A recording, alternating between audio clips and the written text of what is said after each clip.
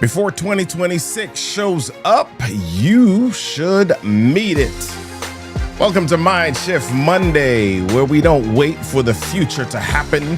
We prepare for it mentally first. I'm Robert Kennedy III, RK3, that's me, and today we're throwing a preview party, y'all. We're throwing a preview party for 2026 before the calendar flips. Yes, I'm so glad that you're here in the space, in the place today. If you want to know when we're going live, text live to 240-557-8679. And I want you to join us in the Aftershow.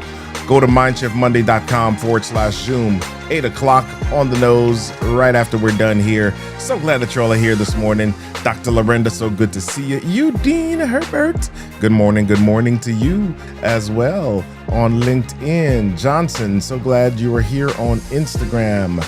Mary, why you bugging on Instagram? So glad that y'all are here this morning. Hey, if you want to know what else is happening with us, head on over to amplifyvoiceandvideo.com. We've got a lot of programs, great things coming up in January 2026. So be a part of that community.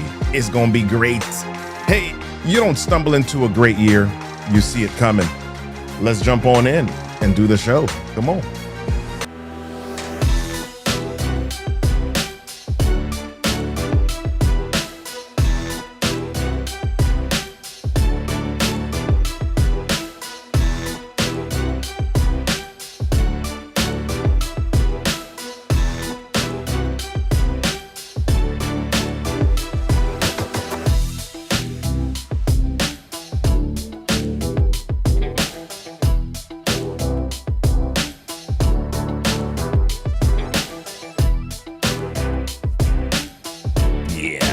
All right. Hey, Zeal for Life, so glad you're here. Danny Lewis, glad that you are here. T-Train 6987, so glad that you're here. C. Marie, good to see you this morning. Glad that you all are here on the show this morning. Yeah, I had a little bit of trouble getting stuff moving. My technology was tricking me this morning, or tripping on me this morning, all of the above. Yeah, come on, y'all, let's jump on in. New Level B. So glad that you're here this morning on Instagram. Yes. So what are we doing? Eugene's like looking forward to the preview party. Hey, most people let the new year surprise them. I don't know if you prepare or how you prepare, but most people let the new year surprise them. Yeah, that's just what it is. That's the truth. Most people, they talk about goals, they talk about ideas, they talk about stuff, but they really just let the new year surprise them. But leaders preview it.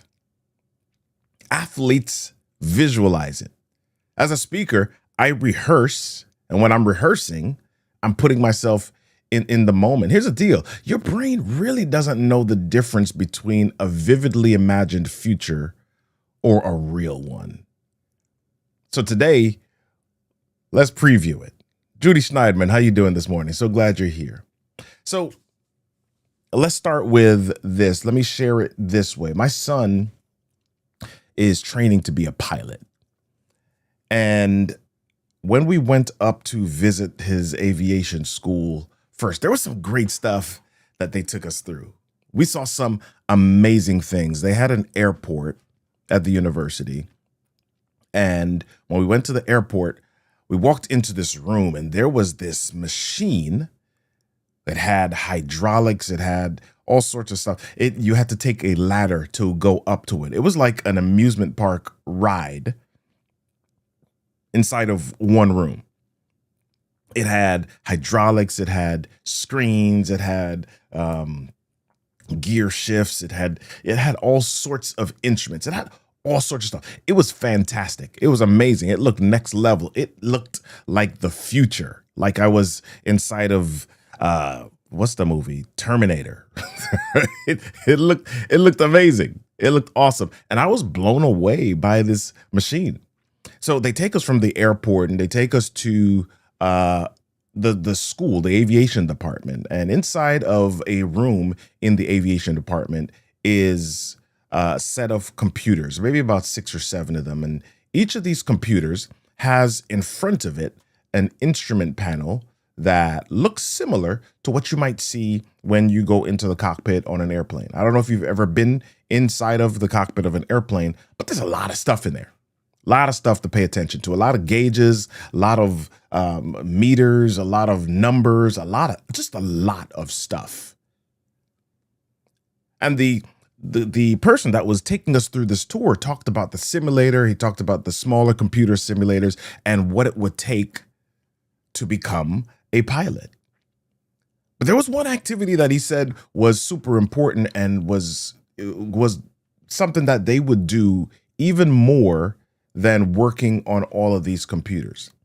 And he described an activity where the pilots have to see the entire trip before it happens. He talked about an activity where they have to walk through the entire flight in their brains before it happens. Now, as he's saying this to us, my mind is thinking, okay, yep, take off, see the flight, okay, see the land, all of that. But no, he's talking about so much more. Did you know that there are at least 15 things, even with the small planes, there are at least 15 things that pilots have to do before they ever turn the plane on and get into the air? They've got to do weather briefings. They've got to do route and airspace reviews. They've got to do fuel planning. Do we have enough fuel and reserves? They've got to check weight and balance, right? They've got to check for any runway closures or flight restrictions. They've got to do a personal readiness check, fatigue, stress, illness. Pilots ask themselves, should I even be flying today? Yes, that's an important question. As at the airport with my son, and we were going up with one of the flight instructors, and the first thing that they did was they physically walked around the plane, checking fuel quantity and quality. They had to check, let a little bit of the fuel out to check the clarity of it, to make sure that there's no contamination in it. They had to check the oil level. They had to check tires, brakes, control surfaces. They had to check the propellers, the engine intake. They had to check to see if there was any visible damage or leaks. There was so much stuff that they had to walk through, but even more than that, that's the physical stuff. As they were doing the visualization of this, they have to mentally walk through the same process. So they had to do all of this before flying. Why? Well, listen, when you're flying, success is the only option. Right? Success is the only option. Listen, I don't know. Yeah, you don't want a pilot who's failing. So they don't only have to do this physically. They've got to be able to do this mentally. There is an exam that they take where they've got to mentally walk through every step of the process.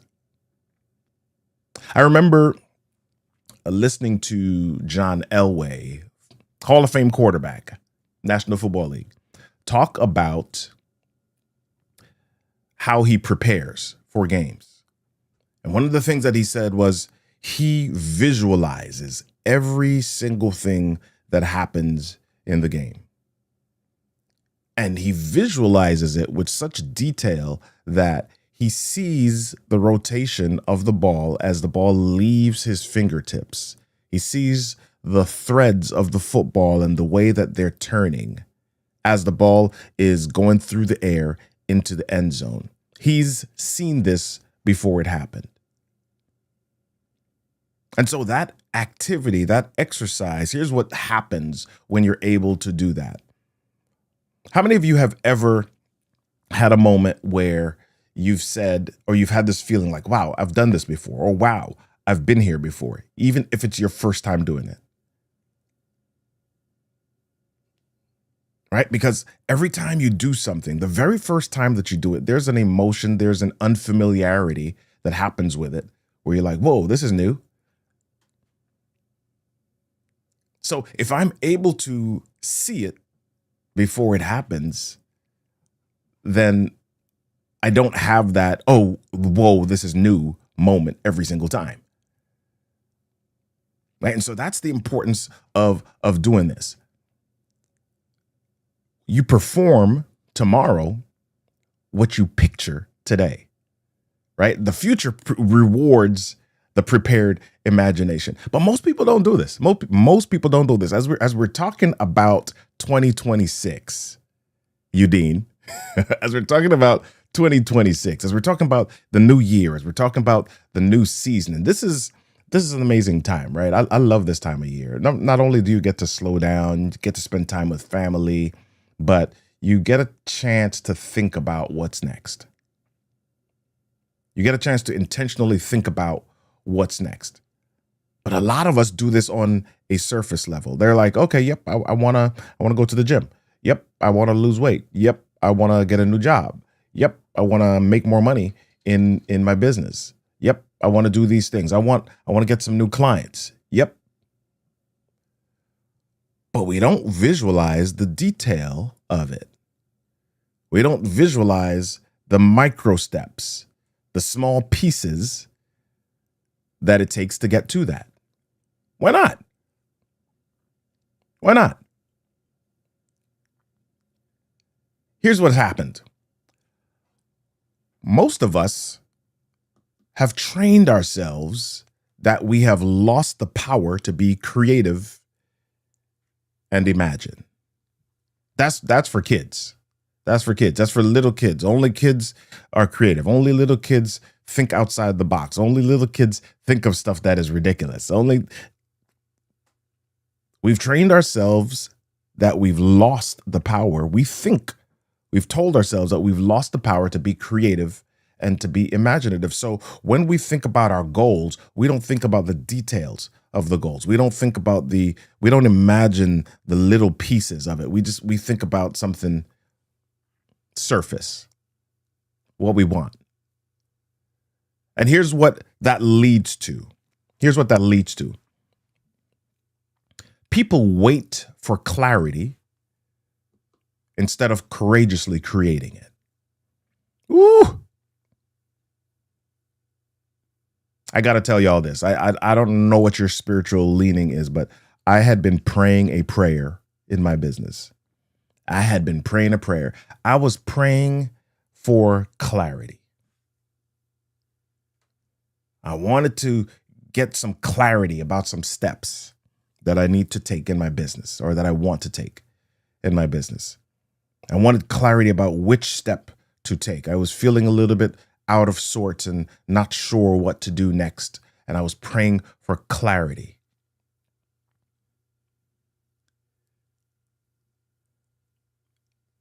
But instead of praying for clarity, the prayer should have been for courage. Right? Because usually you don't know clearly that you made the right step until after you've taken it.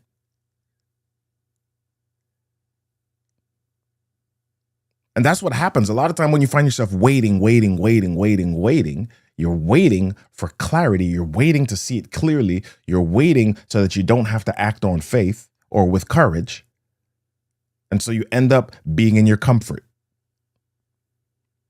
People wait for clarity instead of courageously creating. Let me grab a couple of comments here. I love what Gloria is saying on LinkedIn. The Logical song by Supertramp talks about creativity being removed from us. Man, yeah, that's true. I don't know if it's been removed. We've allowed it to be taken, and it's hard. Yeah, when we're kids, we get to color outside the lines. When we're kids, we get to color stuff orange and purple and all sorts of colors. And then at one day they tell us, no, that's not the right thing, and so we stop doing it. We stop being creative. Yeah. Udine says, ooh, that was a good quote. I don't know what it was, Udine. I don't know what the quote was. Join me in the after show and we'll talk about it, right? So people wait for clarity and instead of courageously creating it, and we confuse hope with preparation. I think this is going to happen, so I'm prepared. I'll say it this way. We set goals without seeing the version of ourselves required to carry those goals. Oh, I want to lose weight. What is the version of you that is disciplined, that can go to the gym every day, right? We plan tasks. We don't plan identity. What am I talking about? What am I even talking about? We plan lists of stuff to do, but we don't often talk about who do I need to be in order to achieve this? What version, and we don't think that we can be that person. What version of myself do I need to access in order to reach this? One of the things that I've realized about me is I can be disciplined to go to the gym. I can be disciplined to exercise. I can be disciplined to work out. But the version of me that goes for it is the one that is in classes with others, the one that's in a group with others. And so instead of saying, oh, I've got to get disciplined, the version of me that I've got to access is the version that is around other people, even though I'm an introvert. Right? So I've got to figure out what version of me I need to access in order to rise to the goals that I've set. And I access that version by seeing that version before it happens.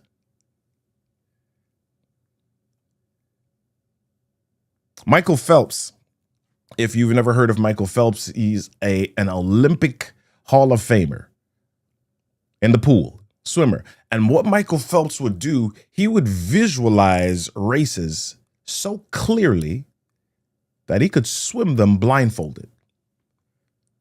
He knew exactly how many strokes it would take in the pool to touch the wall on the other side of the pool. He practiced it. He did the reps, and he also did it mentally. So much so that as he closed his eyes and swam, he could see the pool, those flotation markers on either side of him as he stroked. He was able to see it so that he could do it without seeing it physically. Visualization builds emotional familiarity with success before it arrives.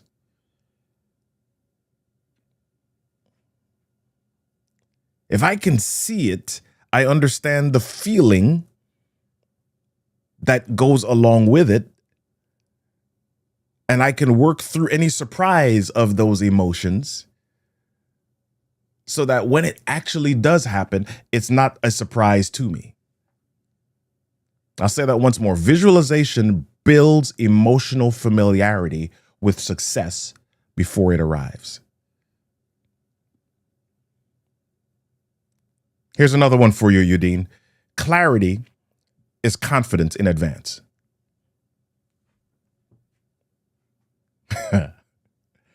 Yeah. So 2026 is coming. The new year's coming. What's happening, y'all? Kara Mims, Realtor, so glad you're here. Steph's Food Hub, so glad you're here. Kendra Q. Dodd, glad you're here. Sanjana Akilia, so glad you're here on Instagram. Anthony Davis, how you doing? Good to see you this morning. Let's jump into our actions. I forgot to tell y'all, this is our last MindShift Monday for the year 2025. We're off next week, but we're back strong on the first Monday of 2026. Let's jump into our actions. So, how do I build so that I can see and become the version of me that needs to be great in 2026? Well, here's number one step. I want you to press play on a moment. Press play on a moment. What does that mean, Robert? Well, visualize. I want you to visualize one specific day. I want you to visualize one specific day in 2026. Where are you? Who are you with? And what energy are you carrying? One specific day, and it can be any day. If you've got a goal in mind, visualize that day. I'll tell you mine. For those of you that are in the after show with me regularly, you've heard me talk about TED Talks or TEDx. My day that I'm visualizing is a day where I'm on a TEDx stage in 2026. And I'm in a building. Of course, there's a red dot. There are about 150 people in the audience. And what energy am I carrying? I am carrying the RK3 energy that creates a vibe where a standing ovation is a requirement. Yeah. What day in 2026 are you visualizing? Where are you? Who are you with? And what energy are you carrying?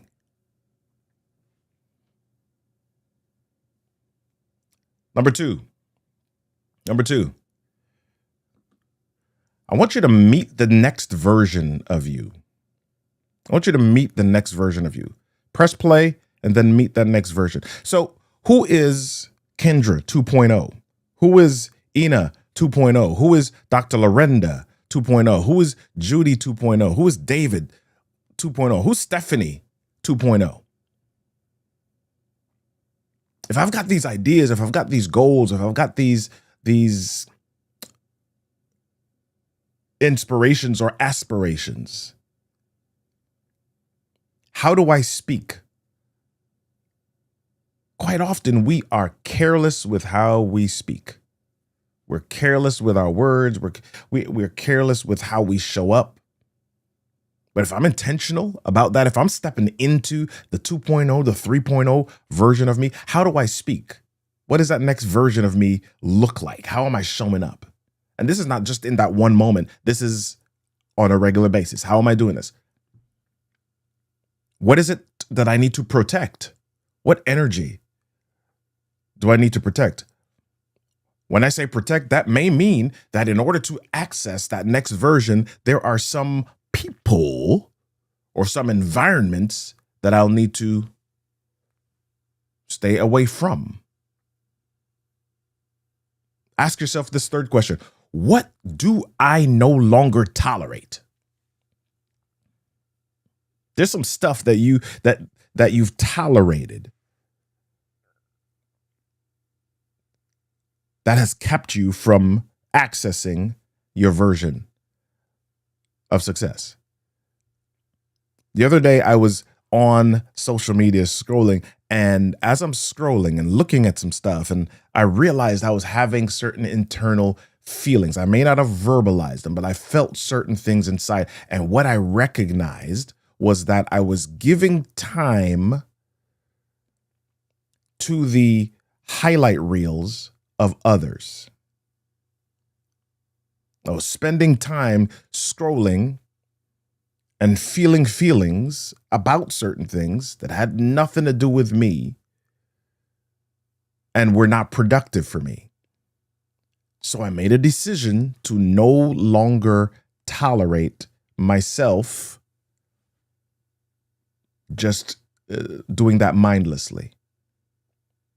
Does that mean I'm getting off of social media or not ever? No, but I've got to have an intention around it. What are my guardrails? What will I no longer tolerate? I will no longer tolerate myself treating myself a certain way, and I will no longer tolerate others doing certain things in my space. What are you no longer willing to tolerate? Let's look at the last one. Send a signal backward. What does future you need present you to start doing now to make the vision real?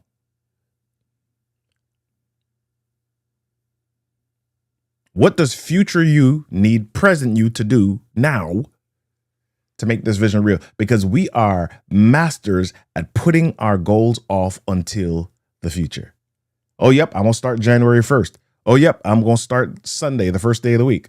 Oh, yep, I'm going to start it on an even day, so I know. Oh, I'm going to start it on an odd. What we are masters at procrastinating or pushing things off.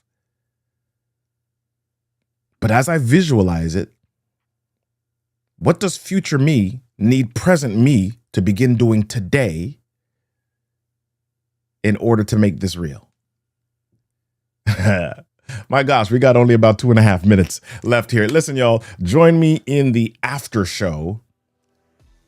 We're going to walk through this a little bit further together, right? We don't just want you to hope for 2026. I want you to preview it. So make sure that you join us in the after party, the level up at 8 a.m., MINDSHiFTMonday.com/Zoom. Listen, the year doesn't change you. The picture you hold of it does. So I want you to preview the future so that you can perform it when it arrives.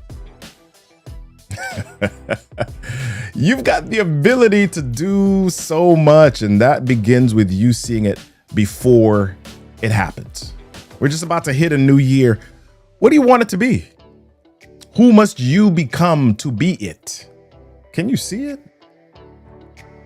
Join me on the after show. Come on, MINDSHiFTMonday.com/Zoom. Let's see this thing. Let's see this thing. Let's see this thing. Yes. Until next time, imagine boldly, prepare intentionally, and keep shifting your mindset so that you can shift your life. Or as I always say, change your thoughts, change your world, change your story. Make the rest of your 2025 phenomenal, fantastic and phenomenal. And make 2026 your year that you will never, ever forget. I'll see y'all in the after show. We're about to get started in 60 seconds, y'all. Peace.